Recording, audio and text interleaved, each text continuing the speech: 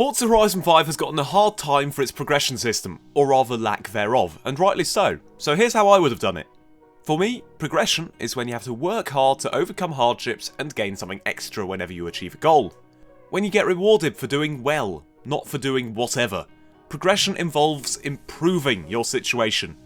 Horizon 5 starts you off as a superhero basically, starting you off in an aeroplane, driving a hypercar and promptly being gifted $200,000 worth of cars. What is there to strive towards? Starting as a rich person and becoming even richer is not a compelling story, and as proven by Forza, makes for highly uninteresting progression. So here's one way progression could have been handled.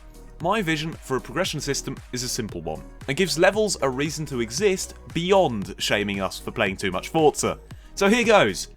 You start from the bottom and make your way to the top. When you start the game for the first time, you're loaded into a go-kart race. The implication is that you're racing against some friends. You have to win this race. If you don't win, it restarts.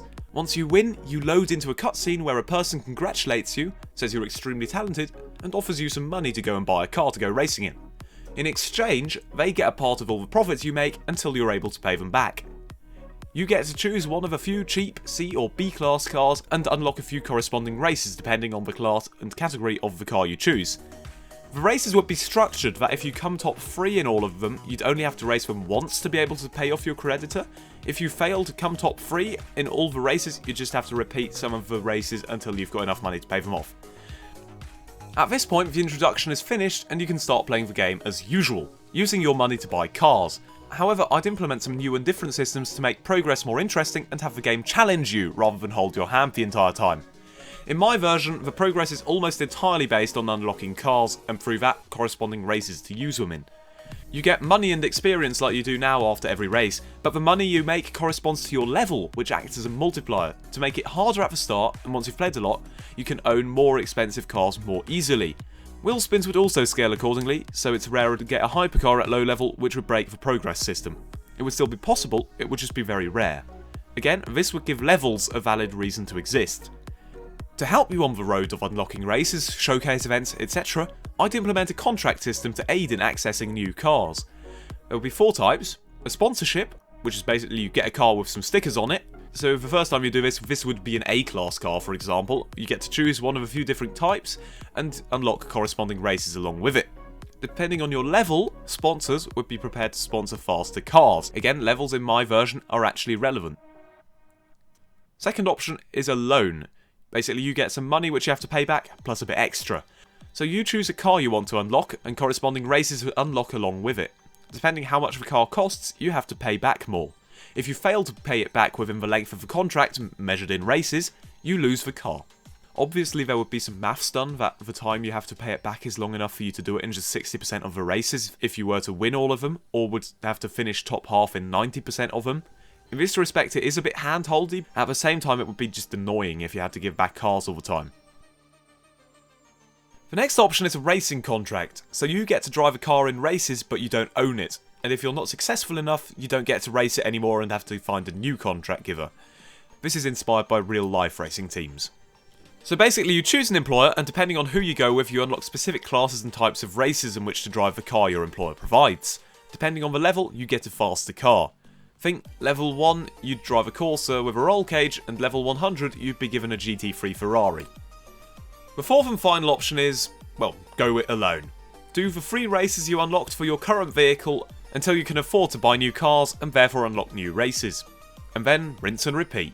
This is most like what we're used to from Forza Horizon 3, 4 and, well, 5 as well. To help you get money, there would also be a job system, which is basically like the stories we already have, but it's entirely to earn money and levels outside of the usual races. In an ideal world, I imagine these would be procedurally generated missions. In the pause menu and at the festival, you'd have a menu in which to get jobs suggested for you. Jobs might be stunt driver work, driving people from A to B, helping the police in a police chase, or maybe transporting stuff for people while criminals try to intercept you. Jobs would also have a page for one race racing contract where you have to race a certain car in a certain race for someone. Again, depending on your level, you'd get paid more and get to work with faster and different cars. So basically you use the contract system as well as jobs and races you unlock as you unlock cars, and just rinse and repeat until you've won all the races. Every 20 levels you climb, you unlock a new showcase event. Those are the races where you race a plane or a train or something like that. until you reach level 100, where you unlock the 5th and final showcase. This would be a race against all of the first 4 opponents, basically. And after you win all the races in each of the factions, so street, road, rally, etc., you'd unlock their respective Goliath-style races, and once you've won all of those, you unlock the Grand Finale. Winning the Grand Finale is how you unlock the ability to tune to X-Class, and is the only way to win the cover car. But what is the Grand Finale? Basically, it's a long race.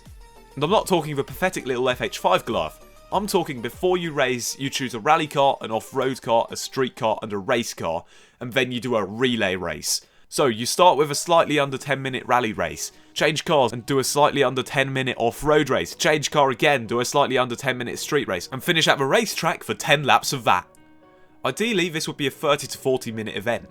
To keep it exciting, add jets from the showcase events randomly flying past, have changing times and weather conditions, maybe have event lab style stunt ramps and stuff you can do while racing if you're more concerned about having fun than setting a world record time. Make it crazy, make it memorable, just let your imagination run wild.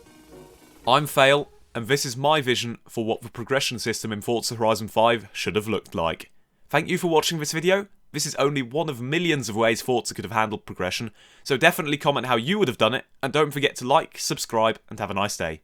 Goodbye.